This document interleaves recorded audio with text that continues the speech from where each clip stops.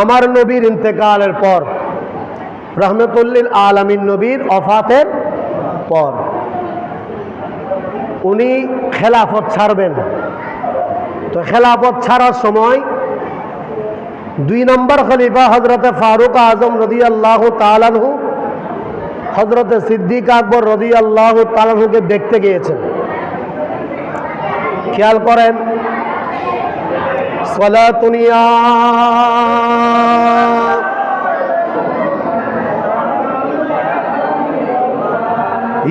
রাসূলুল্লাহ উনজুরু ক্বালানা ইয়া হাবিবাল্লাহ ইসমা ক্বালানা সালাতুন ইয়া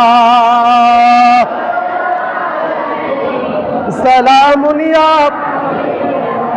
ফারুক আজম যখন সিদ্দিক আকবর রাদিয়াল্লাহু তাআলা আনহু বড় গিয়ে দেখছেন সিদ্দিক আকবর যেই জায়গায় ঘুমাতেন ওই জায়গা থেকে ছাদ দেখা যায়, ওই ঘরের ছাদ ফুটা হয়ে গেছে।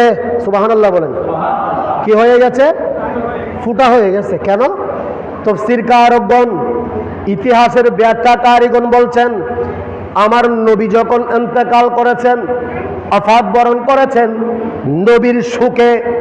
নবীর শোকে হযরত সিদ্দিক আকবর রাদিয়াল্লাহু